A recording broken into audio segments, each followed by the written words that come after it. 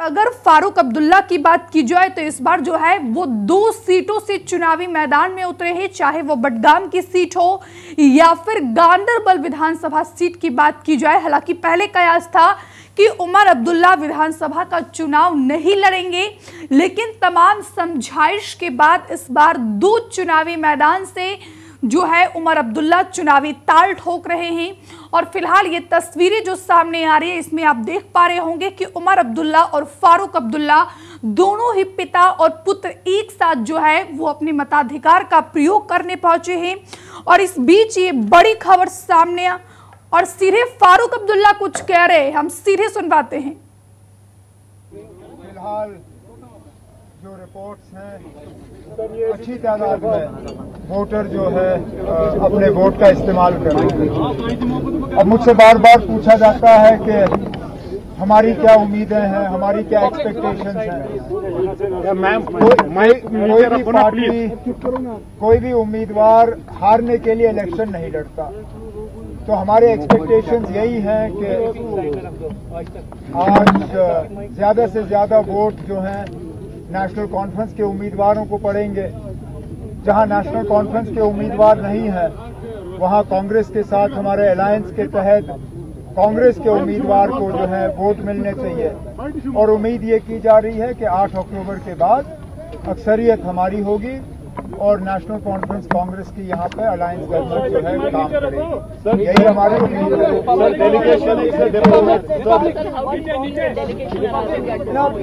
ये डेलीगेशन के हवाले से समझ में नहीं आता,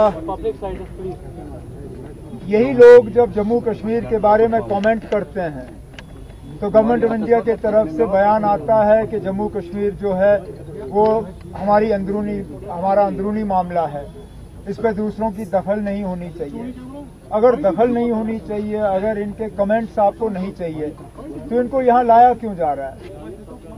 और वैसे भी यहाँ लोग वोट अपना इस्तेमाल या इलेक्शन में हिस्सा इसलिए नहीं ले रहे हैं कि वो गवर्नमेंट ऑफ इंडिया से बहुत खुश हैं। गवर्नमेंट ऑफ इंडिया की तमाम कोशिशों के बावजूद लोग यहाँ इलेक्शन में हिस्सा ले रहे हैं। नहीं तो यहाँ लोगों को तंग करने में, सताने में, परेशान करने में पिछले 6-7 साल से हुकूमत ने कोई कसर बाकी नहीं रखी है। इसके बावजूद लोग अगर इस इलेक्शन में हिस्सा ले रहे हैं तो ये लोगों की, मैं कहता हूँ इसका श्रेय लोगों को जाना चाहिए। लेकिन गवर्नमेंट ऑफ इंडिया कोशिश कर रही है कि इसका सारा क्रेडिट गवर्नमेंट ऑफ इंडिया को मिले, जो कि यहाँ के लोगों के साथ धोखा है। और अगर बाहर के डिप्लोमेट्स को लाया जा सकता है तो मुझे ये बताएं ना, बाहर के जर्नलिस्ट को इजाजत क्यों नहीं दी जा रही है? बाहर के किसी भी जर्नलिस्ट को जिन्होंने अप्लाई किया था इस इलेक्शन को कवर करने के लिए, उन्हें इजाजत नहीं मिली।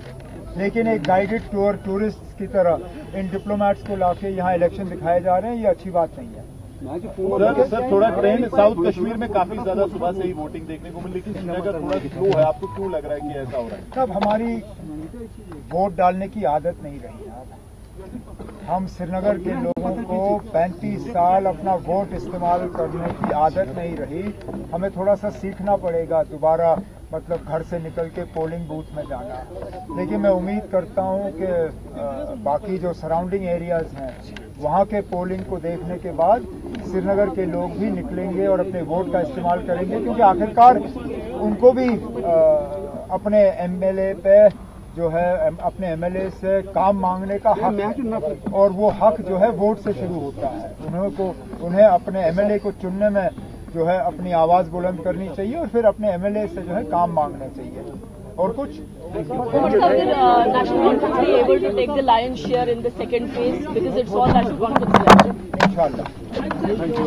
फिलहाल आप फारूक अब्दुल्ला, माफ कीजिएगा, उमर अब्दुल्ला को सुन रहे थे, जो 2 सीट से चुनावी मैदान में उतरे हैं, बडगाम और गांदरबल। इस दौरान उन्होंने बीजेपी पर सीधा हमला बोला है। जिस तरीके से 16 देश के 20 राजनयिक जो है इस समय जम्मू कश्मीर पहुंचे हैं, श्रीनगर के पोलिंग बूथ का निरीक्षण कर रहे हैं, तो इस पर उमर अब्दुल्ला ने कहा कि अगर 16 देश के राजनयिक यहां पर आ सकते हैं तो फिर फॉरेन जर्नलिस्ट को यहां पर आने की इजाजत क्यों नहीं दी गई।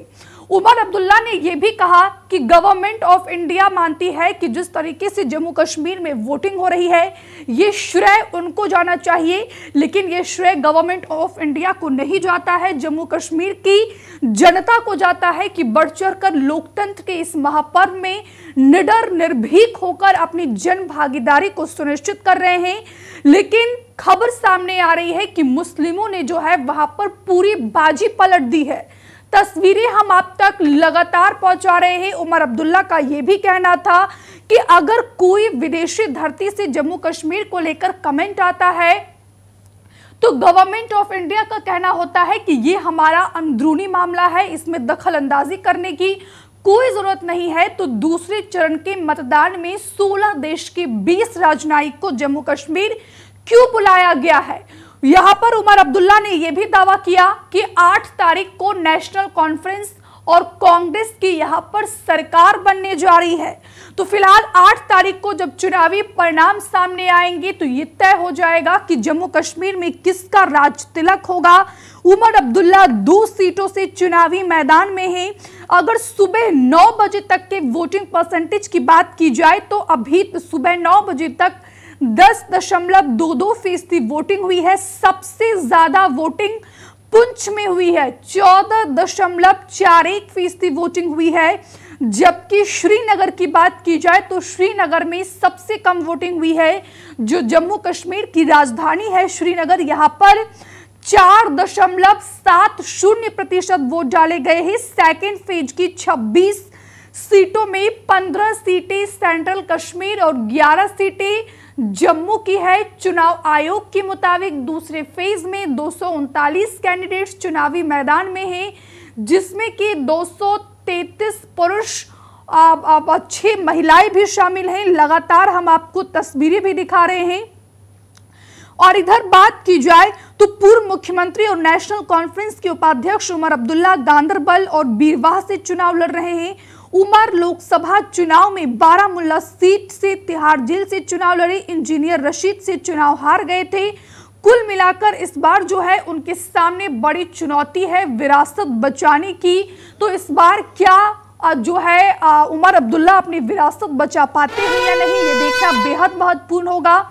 इस बीच एक और बड़ी खबर सामने आ रही है कि पुंछ में सबसे ज्यादा वोटिंग हुई है। ऐसे में सवाल ये खड़ा होता है कि आखिरकार पुंछ की जनता क्या मैसेज देने की कोशिश कर रही है। श्रीनगर पहुंचे हैं 16 देश के 20 राजनयिक जो है इस समय श्रीनगर में है। अलग अलग पोलिंग बूथ का वो निरीक्षण कर रहे हैं। जिस तरीके से जम्मू कश्मीर को लेकर अफवाह फैलाई जाती है कि वहां पर आतंकी घटनाएं होती है, लोगों में अभी भी डर और दहशत का माहौल है। और इसीलिए जो है सरकार ने 16 देश के 20 राजनयिक को जम्मू कश्मीर आने का न्योता दिया। वहां की स्थिति और परिस्थिति से रूबरू करवाने के लिए राजनयिक आ सकते हैं, तो विदेशी पत्रकार क्यों नहीं। उमर अब्दुल्ला ने राजनयिक के निरीक्षण पर सवाल खड़े किए हैं। उमर अब्दुल्ला ने यह भी कहा कि अगर जम्मू कश्मीर को लेकर कोई विदेशी धरती से कमेंट करता है तो गवर्नमेंट ऑफ इंडिया का कहना होता है कि ये हमारा अंदरूनी मामला है। लेकिन आज जब वोटिंग हो रही है तो इस दौरान 16 देश के 20 राजनयिक यहाँ क्या कर रहे हैं, क्यों आए हैं? अगर ये आए हैं तो फिर फॉरेन जर्नलिस्ट को भी यहाँ पर आने की अनुमति देनी चाहिए। ये तस्वीरें भी हम आपको दिखा रहे हैं। तस्वीर देखिए, पोलिंग बूथ पर, अलग अलग पोलिंग बूथ पर 16 देश के जो राजनयिक आए हैं वो यहाँ पर निरीक्षण कर रहे हैं, दौरा कर रहे हैं और यहाँ पर हाथ जोड़कर अभिवादन भी कर रहे हैं। कुल मिलाकर जो है अलग अलग देशों के ये मेहमान हैं जिनको न्योता भेजा गया था, वो यहाँ पर इन तस्वीर में आपको नजर आ रहे होंगे। अब्दुल्ला परिवार की 3 पीढ़ियों ने एक साथ वोट डाला है। नेशनल कॉन्फ्रेंस के अध्यक्ष फारूक अब्दुल्ला, उनके बेटे उमर अब्दुल्ला और उमर के बेटे जहीर और जमीर एक साथ वोट डालने पहुंचे। और इसी पर ज्यादा बातचीत के लिए सीधे ग्राउंड जीरो से हमारे सहयोगी रानू मिश्रा फोन लाइन पर जुड़ गए हैं। रानू, खबर सामने आ रही है कि अभी 10:30 बजे हैं, 10:30 ही बजे हैं, मुस्लिम वोटर्स ने वहां पर बाजी पलट दी है, खेल हो गया है। 26 सीटें हैं जहां पर विधानसभा के लिए वोट जारे जा रहे हैं, लेकिन इस बीच जो बड़ी उलटफेर के संकेत कह सकते हैं देखने को मिल सकते हैं, क्योंकि 16 देशों के 20 राजनयिक इस वक्त जो है वो जम्मू कश्मीर पहुंचे हुए हैं। ये बड़ी जानकारी हम साझा कर रहे हैं अपने दर्शकों के साथ। जो है 20 राजनयिक इस वक्त जो है 16 देशों के इस वक्त जम्मू कश्मीर में पहुंचे हुए हैं श्रीनगर में, और वो पोलिंग बूथ पर है, निरीक्षण कर रहे हैं, पोलिंग बूथ पर जाकर हालात का जायजा ले रहे हैं। और इसी पर जो उमर अब्दुल्ला है, फारूक अब्दुल्ला के बेटे, उन्होंने केंद्र सरकार पर तीखा हमला बोला है और आरोप लगाए हैं कि राजनयिक जो हैं वो पर्यटक की तरह क्यों घाटी में बुलाए गए हैं। और उन्होंने सवाल भी केंद्र से पूछा है कि अगर राजनयिक हिंदुस्तान आ सकते हैं, जम्मू कश्मीर आ सकते हैं, तो विदेशी पत्रकार या जर्नलिस्टों को क्यों नहीं बुलाया गया। तो कुल मिलाकर ये बड़ा कह सकते हैं हमला बोला है। विदेशी पत्रकारों को इजाजत क्यों नहीं दी गई, ये सवाल पूछ रहे हैं उमर अब्दुल्ला केंद्र सरकार से, मोदी सरकार से, खासकर जो राजनयिकों का दौरा हुआ है जम्मू कश्मीर में, क्योंकि आज दूसरा चरण है। और देखिए 16 देशों के 20 राजनयिक जो हैं वो इस वक्त जम्मू कश्मीर में पहुंचे हुए हैं। तस्वीरें पोलिंग बूथ की हैं जहां पर राजनयिक पहुंचे हुए हैं और वो स्थिति का जायजा ले रहे हैं, देख रहे हैं कि क्या कुछ स्थिति है यहाँ पर, कैसे मतदान होना है। तो कुल मिलाकर उमर अब्दुल्ला, फारूक अब्दुल्ला, JKNC का आरोप है कि मतदान को प्रभावित करने की कोशिश कह सकते हैं हो सकती है इससे, और राजनयिकों को पर्यटकों की तरह क्यों बुलाया गया वोटिंग के बीच, ये सवाल किया जा रहा है। तो कहीं न कहीं बड़े संकेत हैं, उलटफेर के संकेत हैं जम्मू कश्मीर में। बिल्कुल रानू, ग्राउंड जीरो पर आपकी मौजूदगी है, फिलहाल तस्वीरें आप क्या देख पा रहे हैं? क्योंकि जिस तरीके से बढ़ चढ़कर जम्मू कश्मीर की जनता लोकतंत्र के इस महापर्व में अपनी जन भागीदारी को सुनिश्चित कर रही है, ये क्या इंगित कर रहा है, क्या संकेत दे रहा है?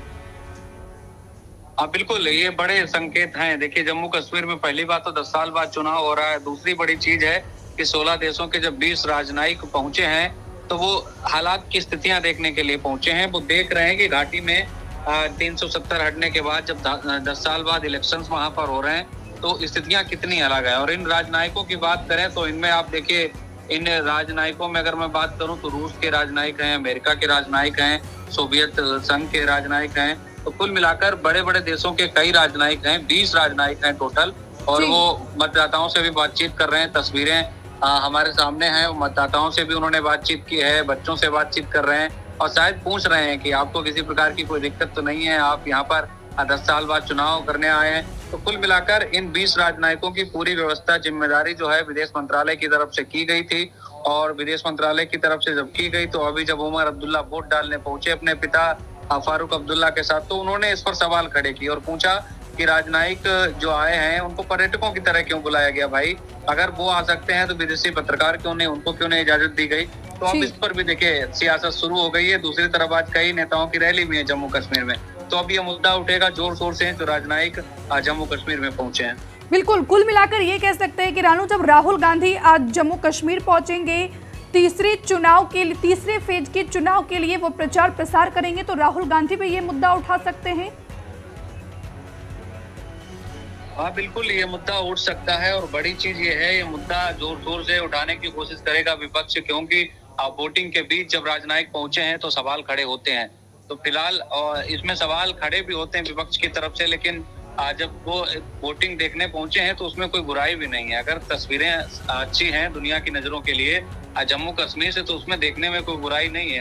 हमसे जुड़े रहने के लिए हमारे YouTube चैनल को सब्सक्राइब करें और नई वीडियो की नोटिफिकेशन के लिए बेल आइकॉन को दबाएं।